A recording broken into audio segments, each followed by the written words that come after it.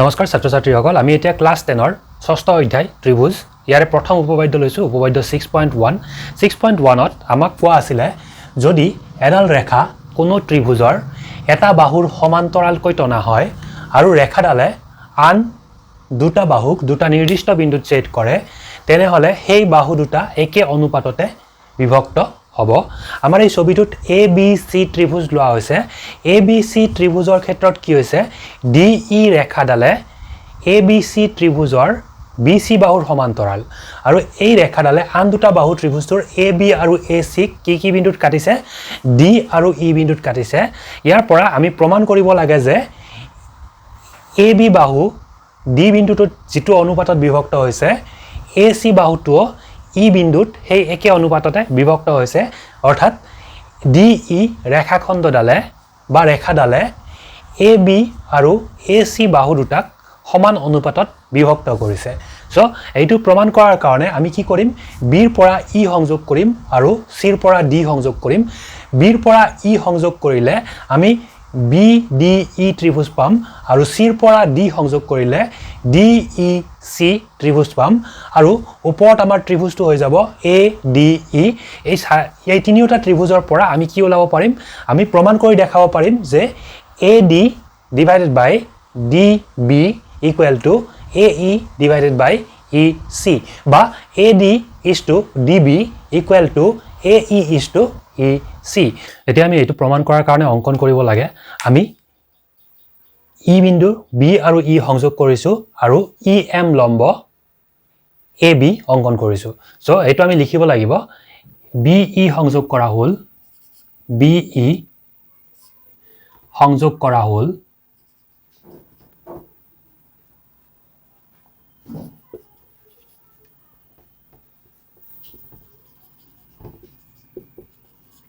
আৰু কি কৰিছো EM লম্ব AB অঙ্কন কৰা হল ইয়াৰ ঠিক তলতে লিখিছো EM লম্ব AB আঁকা হল এইখিনি অঙ্কন আমি কাৰ কোনটো বাহুৰ ওপৰত কৰিছো ABC ত্ৰিভুজৰ AB বাহুৰ ওপৰত কৰিছো কি কৰিছো E বিন্দুৰ পৰা B বিন্দু সংযোগ কৰিছো আৰু EM লম্ব অঙ্কন কৰিছো কাৰ ওপৰত AB বাহুৰ ওপৰত এতিয়া ইয়াৰ পৰা আমি কি পাম AB বাহুৰ ওপৰত আমি যদি চাও এতিয়া দুটা ত্ৰিভুজ দেখিবলৈ পাম এটা হৈছে ADE এতিয়া আমি লিখিব পাৰিম এৰিয়া of triangle ADE অৰ্থাৎ ADE ত্ৰিভুজৰ কালি ADE ত্ৰিভুজৰ কালি উলিবাৰ কাৰণে আমি কি কৰিম আমি ভূমি লম AD এতিয়া AD ভূমি সাপেক্ষে ত্ৰিভুজটোৰ উন্নতি হ'ব EM গতিকে আমি লিখিম হাফ ইনটু ভূমি পূৰণ উন্নতি আছিল ইয়াত হ'ব half into AD into EM ইয়াৰ পিছত আমি তলৰ ফালে এটা ত্ৰিভুজ দেখা পাইছো BD এই অংশটোৰ ABC ত্ৰিভুজৰ AB বাহুৰ BD এই অংশটোৰ ওপৰত এটা ত্ৰিভুজ আছে কি BDE এই ত্ৰিভুজটো অৰ্থাৎ এইটো ত্ৰিভুজৰ আমি কালি ওলাব লাগে এতিয়া আমি এনেকুৱা লিখিম এৰিয়া ট্ৰায়াঙ্গল BDE ইকুৱেল টু হৈ যাব আমাৰ হাফ ইনটু এতিয়া এইটো ত্ৰিভুজৰ কাৰণে ভূমি মই লৈছো BD এতিয়া BD ভূমিৰ কাৰণে BD ভূমি সাপেক্ষে এই ত্ৰিভুজটোৰ BDE ত্ৰিভুজটোৰ উন্নতি হ'ব EM কাৰণ EM কি EM হৈছে BD ৰ বৰ্ধিত অংশত লম্ব গতিকে আমি আকৌ কি পাম BD ইনটু পাই যাম EM এতিয়া এইটো মই ইকুৱেশ্যন নম্বৰ 1 দিছো এইটো মই ইকুৱেশ্যন নম্বৰ 2 কৰিছো আমি একো নাই কৰা আমি অকল কি কৰিছো ত্ৰিভুজৰ কালিৰ সূত্ৰ ব্যৱহাৰ কৰি কেনে ADE আৰু BDE এই ত্ৰিভুজটাৰ কালি উলাইছো কালি উলিয়াতে আমি ভূমি কোনটো ৰাখিছো দুয়োটা ত্ৰিভুজৰ ক্ষেত্ৰতে AB বাহুৰ যিখিনি অংশ দুয়োটা ত্ৰিভুজত পৰিছে অনুৰূপ অংশখিনিক আমি ভূমি হিচাপে লৈছো ইয়াৰ পিছত আমি একে ধৰণে AC বাহুৰ ওপৰত আমি অঙ্কন কৰিম এবাৰ E বিন্দুৰ পৰা লম্ব অঙ্কন কৰিম আৰু এবাৰ D বিন্দুৰ পৰা লম্ব অঙ্কন কৰিম আৰু এবাৰ D আৰু C সংযোগ কৰিম এতিয়া আমি D বিন্দুৰ পৰা C বিন্দু সংযোগ কৰিছো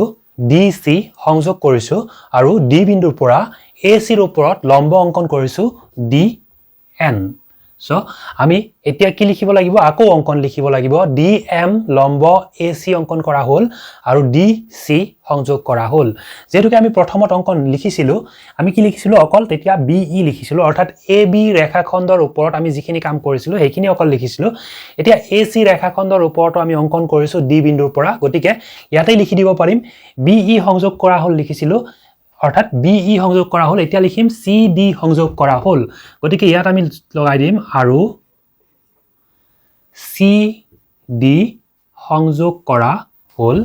ইয়াৰ পিছত আমি লিখিছিলো EM লম্ব AB অঙ্কন কৰা হল EM লম্ব AB অঙ্কন কৰা হল এতিয়া লিখিম DN লম্ব AC অঙ্কন কৰা হল আৰু DN লম্ব AC আকা হল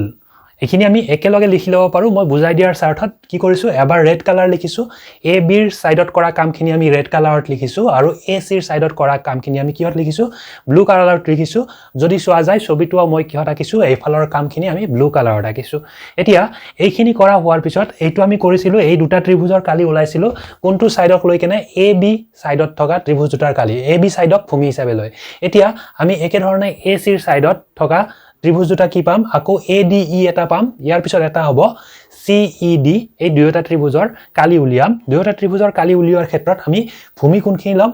AC বাহুৰ লগত লাগি থকা অংশবিলাকক আমি ভূমি হিচাপে লম সো এতিয়া আকৌ মই এৰিয়া অফ ট্ৰায়াঙ্গল ADE লৈছো এতিয়া ADE ত্ৰিভুজৰ কালি উলিওৱাৰ কাৰণে AE ক আমি ভূমি হিচাপে লম সো হাফ into AE এতিয়া AE যদি ভূমি হয় তেতিয়া হলে DN হ'ব লম্ব ত্ৰিভুজটোৰ গতিকে ইনটু হ'ব DN এটো মই ইকুৱেশ্যন নম্বৰ 3 দিলো ইয়াৰ পিছত আমি তলৰ ত্ৰিভুজ লৈছো CED এটো লিখিছিলো BDE গতিকে মিলাই লিখিলে এটো লিখিব লাগিব CED গতিকে মই CED নাম লিখছো area ট্ৰায়াঙ্গল CED equal to half into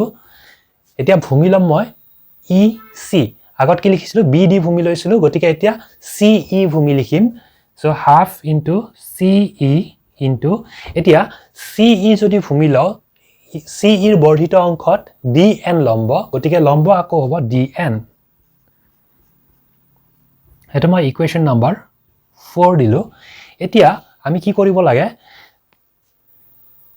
এই দুয়োটা ত্ৰিভুজৰ কালি সমান বুলি আমি লিখিব লাগে আমি জানো কি একে সমান্তৰাল আৰু একে ভূমিৰ ওপৰত থকা সকলোবিলাক ত্ৰিভুজৰ কালি সমান গতিকে কি হ'ব এৰিয়া অফ BDE আৰু এৰিয়া অফ CED একে হ'ব BDE আৰু CED একে হ'ব দুয়োটাতে কি হয় একে ভূমি DE ৰ ওপৰত আছে আৰু ইহত কাৰ মাজত আছে DE আৰু BC ৰ মাজত আছে যত DE আৰু BC কি আছিল দুডাল সমান্তৰাল ৰেখাখণ্ড আছিল গতিকে আমি এনেকুৱা লিখিব পাৰিম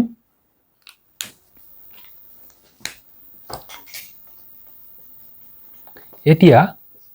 ত্ৰিভুজ BDE আৰু ত্ৰিভুজ CED এটা হৈছে BDE আনটো হৈছে CED এই ত্ৰিভুজটা কি হল একে সমান্তৰাল DE আৰু BC ৰ মাজত থকা বা একে ভূমি লিখিব পাৰো একে ভূমি DE ৰ ওপৰত আছে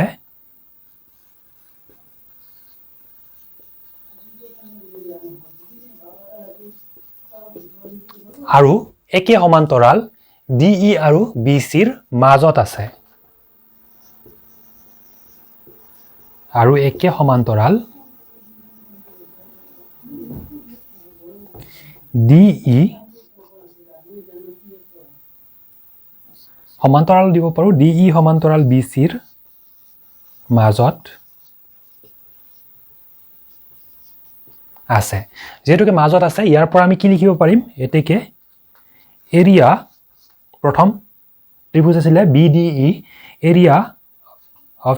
ট্ৰায়াঙ্গল BDE এই BDE ত্ৰিভুজটোৰ কালি কাৰ লগত সমান হ'ব CED ত্ৰিভুজটোৰ কালিৰ লগত সমান হ'ব গতিকে আমি লিখো এৰিয়া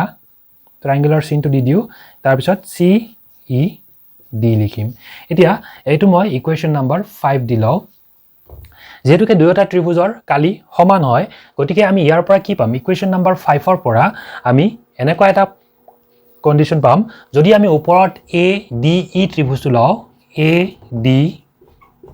ত্ৰিভুজটো লও ইয়াৰ যেটো এৰিয়া হ'ব এই এৰিয়াক যদি মই BDE ৰে এৰিয়াৰে হৰণ কৰো BDE ত্ৰিভুজৰ এৰিয়াৰে যদি ডিভাইড কৰি দিও এইটো ইকুৱেল টু কিমান হ'ব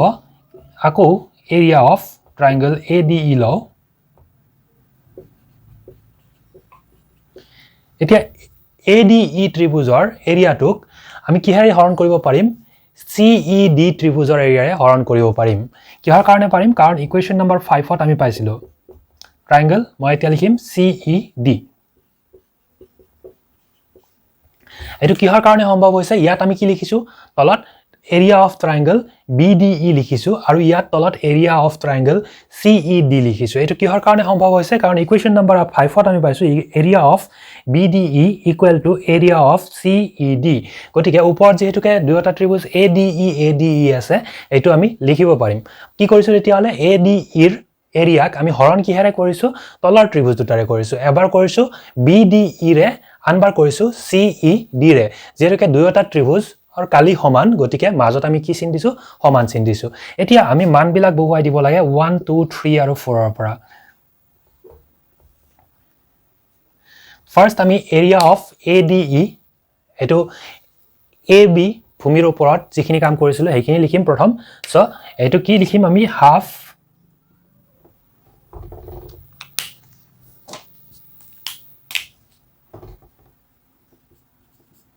into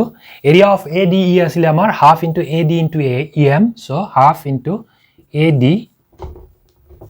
into EM yar pisot area of BDE ei jo area of BDE equal to asile half into etu ki asile BD into EM so etu pai golo eikhini homan ami paisilu area of ADE divided by CED এতিয়া area of ADE এৰ কাৰণে আমি কি লিখিম এটো AC বাহুৰ ওপৰত আমি যিখিনি কাম কৰি থৈছো আগত সেইখিনি কৰিম সো এৰিয়া অফ ADE এতিয়া কি লিখিম আমি half of AE into DN লিখিম সো আমি এনেকুৱা লিখিছো হাফ ইনটু এটো আসলে AE ইনটু DN so আমি কোৰ পৰা লিখিছো এতিয়া 3 নং সমীকৰণৰ পৰা লিখিছো half into AE into DN ইয়াৰ পিছত এৰিয়া অফ CED এইটোৰ কালি কিমান পাইছিলো আমি half of CE into DN so এইটো লিখিম half into CE into DN এতিয়া আমি যদি চাও এইটো হাফ হাফ ক্যান্সেল হৈ যাব প্ৰথম এইটো হাফৰ লগত হাফ ক্যান্সেল হৈ যাব এইফালেও হাফ হাফ ক্যান্সেল হৈ যাব ইয়াৰ পিছত ইয়াত কি আছে ED EM ওপৰটো EM আছে তলটো EM আছে গতিকে EM ৰ লগত EM ক্যান্সেল হ'ব ইয়াত কি আছিল DN আছিল DN ৰ লগত DN ক্যান্সেল হৈ যাব ক্যান্সেল হৈ যোৱাৰ পিছত ফাইনালি আমি কি পাই যাম আমি পাই যাম এইটো ইকুৱেল টু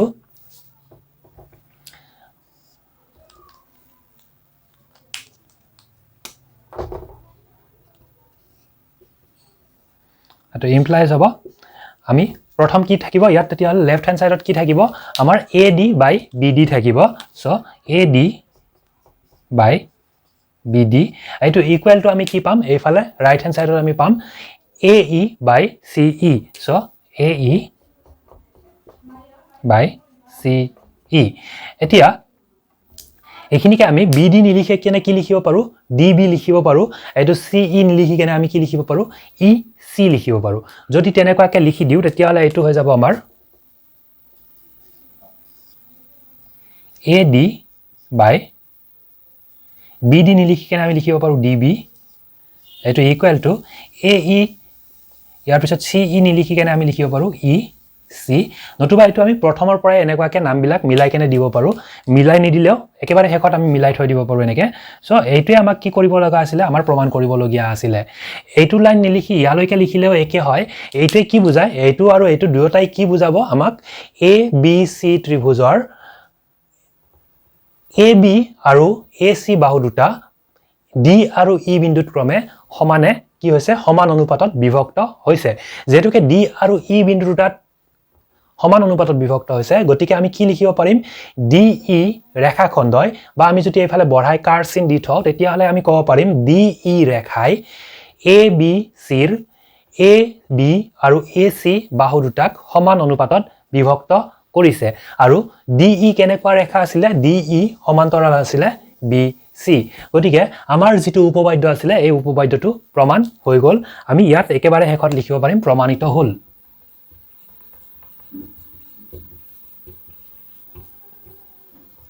আশা কৰোঁ এইটো সকলোৱে বুজি পাইছে এনেকুৱা ধৰণৰ ভিডিঅ' পাই থাকিবলৈ অনুগ্ৰহ কৰি মোৰ চেনেলটো ছাবস্ক্ৰাইব কৰিব আৰু ভিডিঅ'টো শ্বেয়াৰ কৰিব যাতে সকলোৱে এই ভিডিঅ'টো পায় ধন্যবাদ